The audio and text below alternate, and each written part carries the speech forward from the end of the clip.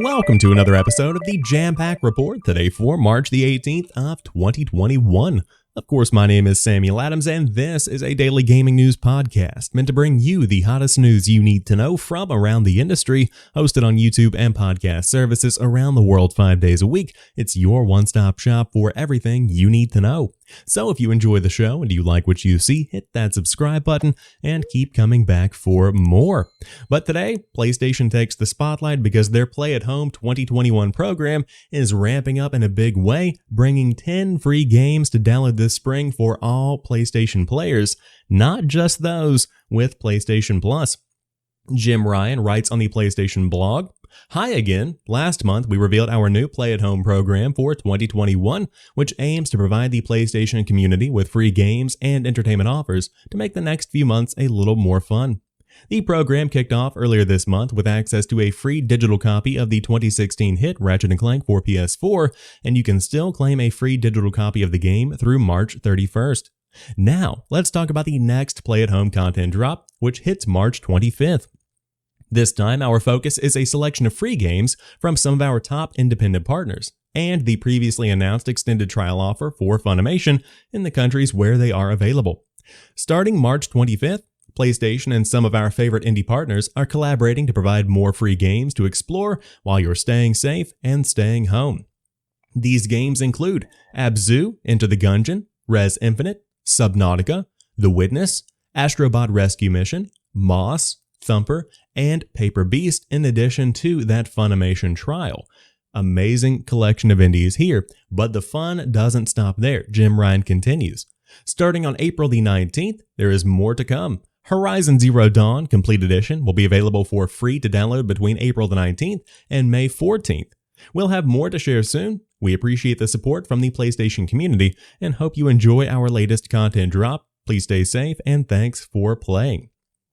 Right off the bat, the biggest standout headliner from this collection of games is Horizon Zero Dawn Complete Edition, and that is a wonderful experience. You have the base game and the DLC, which includes the Frozen Wilds. Fantastic option there if you do want to check that out.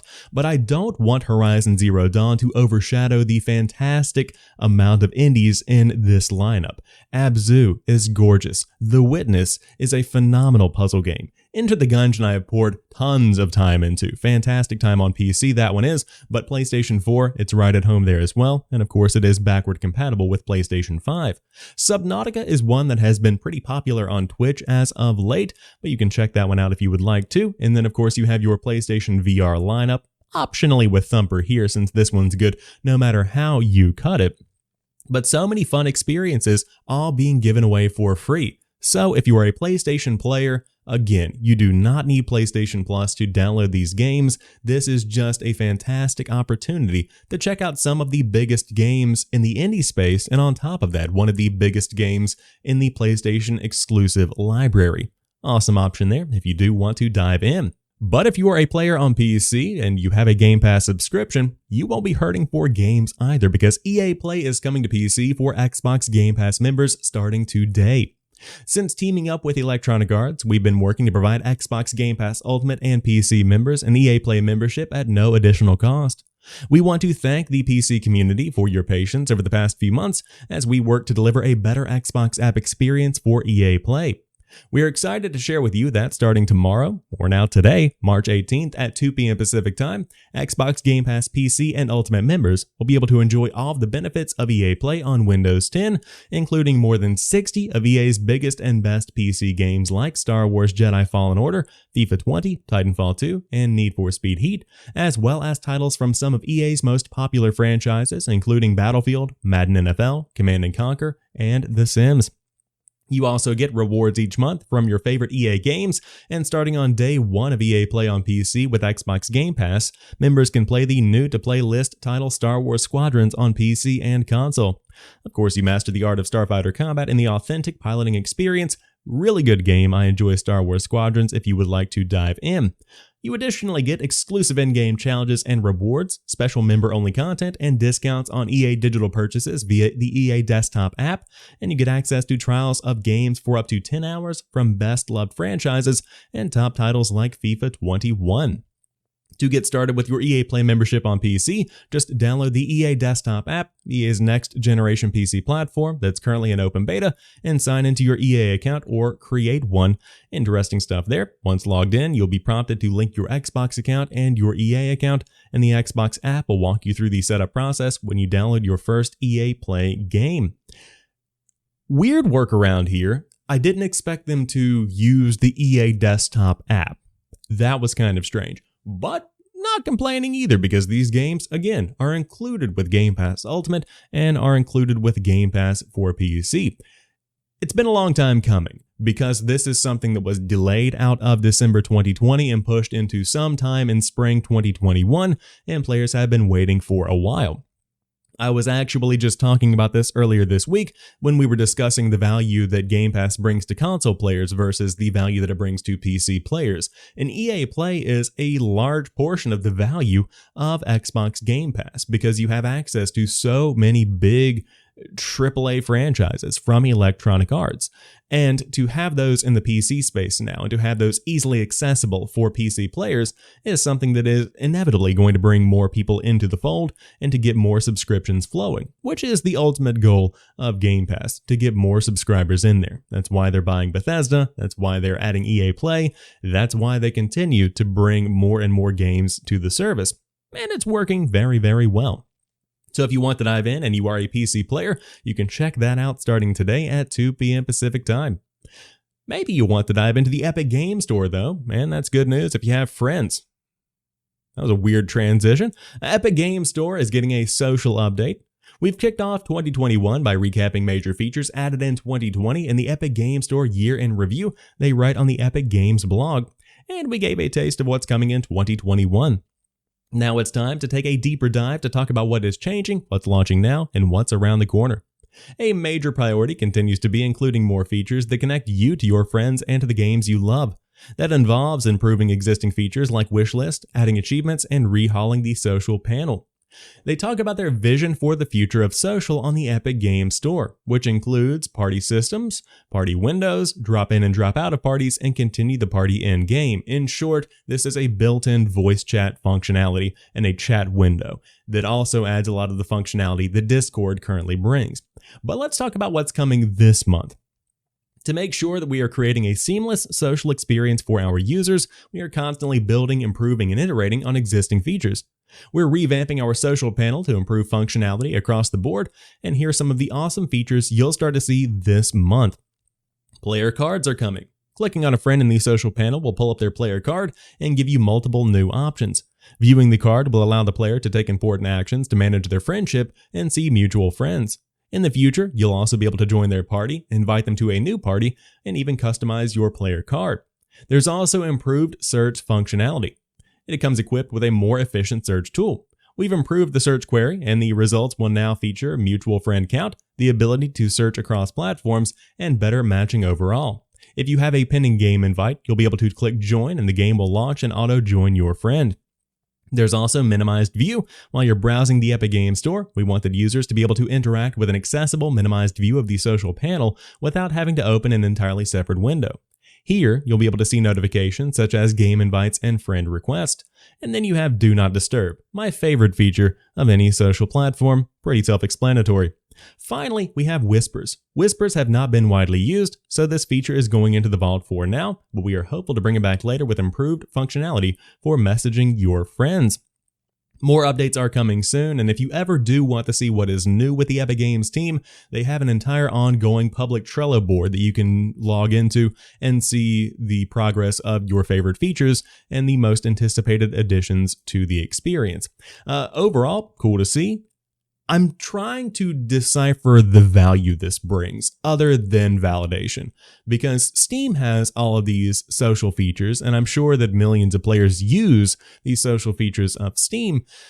But for a lot of PC players, Discord is where their community is. Discord is where their friends are, and Discord will continue to be the way they communicate. And to have this native integration, again, I feel like is more of a point of validation rather than one of necessity. But I digress. Good to see that friends are beginning to get more integrations. I personally am excited about seeing achievements come to the Epic Games Store and a couple of those quality of life improvements like wishlist, and to flesh out that store experience a little bit further. But as it stands right now, Epic is continuing to work on it and pour more funding into the Epic Games Store experience, so I'm sure it will continue to improve over time. I have good news for those that are playing on PC, however, because Auto HDR Preview is available for PC today in the world of Windows.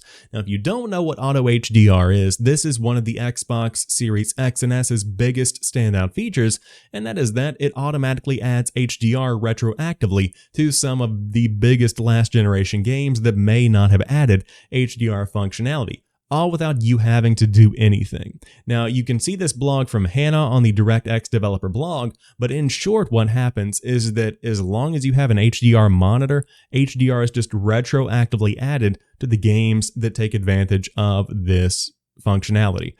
It adds a new level of depth to your experience, and I can confidently say that Auto HDR has changed the game for me, literally.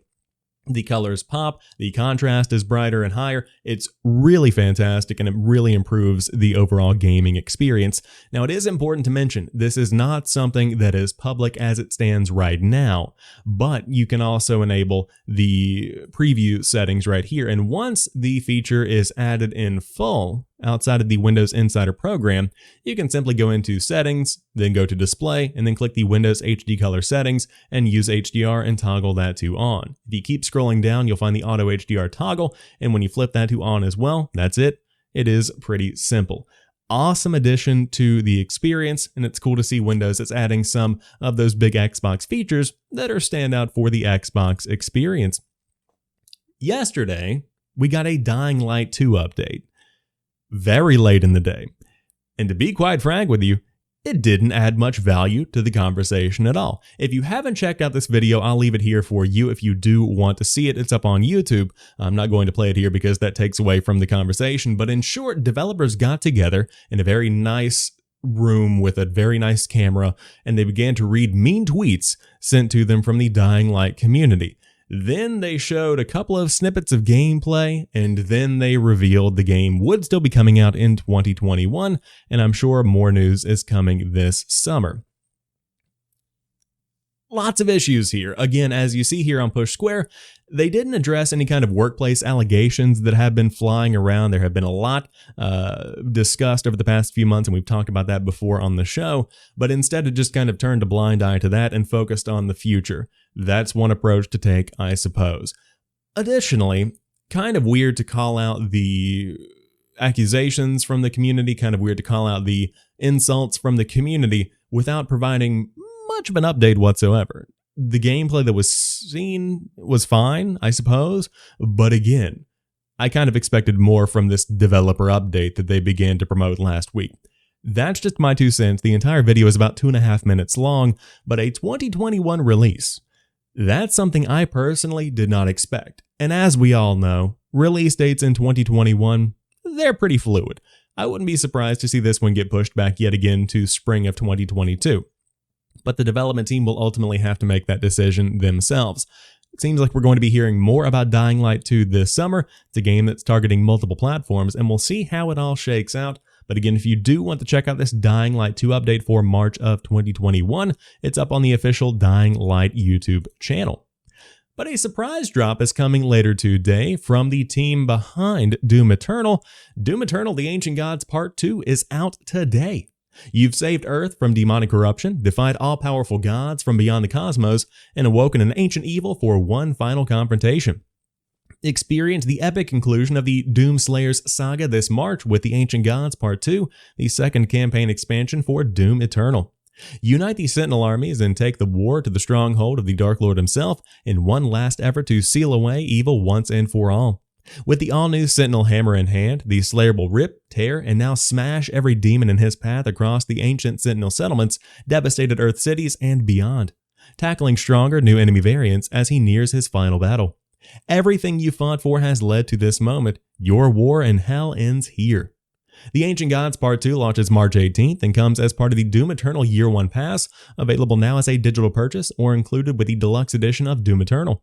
The Year 1 Pass also includes The Ancient Gods Part 1, offering pass holders the complete 2-part finale to the Slayer's saga in one package. Didn't know this was happening, but it's a nice addition to the big news of the week, which is that Doom Eternal is continuing to stay on Game Pass for console. Awesome to see there. I believe it's also on Game Pass for PC, but you can correct me in the comment section if I am wrong. Haven't had a chance to dive into the Ancient Gods yet. I did not get the expansion pass, but it's one that I might pick up when it's on sale potentially. I would like to kind of see what Doomslayer uses to wrap up the experience here. Doom Eternal, very fun game. I enjoyed it last year, and I'll probably dive back in again. I started playing it a bit over the weekend just to see how it ran on the Xbox Series X. Does not have any kind of next-gen update that I'm aware of yet, but I know that is something that is in the works. Would love to see that fleshed out a bit more, but of course the game already runs and looks wonderful. So hey, no better time than the present to check it out if you would like, and with some new DLC on the way today, good option to do so. An additional stealth drop is this, Tomb Raider Definitive Survivor Trilogy. This includes the original Tomb Raider, Rise of the Tomb Raider, and Shadow of the Tomb Raider all bundled together for $50, but for the next 2 weeks, you can get it for $20. Wonderful bundle here. If you've never played the Tomb Raider Definitive Survivor Trilogy, which includes all 3 of these games, they're really fun. I enjoyed them throughout the years as they rolled out, and they're games that kind of capture that Uncharted vibe, not quite as much character as what Naughty Dog brings to the table, but Lara Croft is a legendary icon in the world of gaming, and they certainly do add a lot of character to her, and these stories themselves are enjoyable. But where Tomb Raider really shines is in the puzzle solving, and that's kind of how it should be, because that's what Tomb Raider is most well known for. Navigating the environments, going on these grand adventures, really cool stuff here, and out of all of them, I think my favorite is probably Rise of the Tomb Raider, personally, but that could just be my personal preference. However, for $20, you can't really beat it. That's something that is just impressive to me. That's a good, solid amount of money to pay. And again, if you want to pick it up in the next 2 weeks, that's when you can get 3 games for 20 bones. I'll also say I see right here Tomb Raider Definitive Edition is currently $2.99. So if you just want a taste of what Tomb Raider is like, you can check that one out. It does have a little bit of age on it now. It came out back in the middle of the last generation, if I remember correctly. But it's still something that is absolutely worth checking out if you do want to spend some time on it. But that rounds out today's episode of the Jampack Report. If you enjoyed today's show, drop me a like down below and let me know what you think about the Play at Home program. On top of that, how you're feeling about EA Play on PC. If you are a PC player, let me know in the comment section down below. But until tomorrow, you guys have a fantastic rest of your day. I'll talk to you soon, and peace.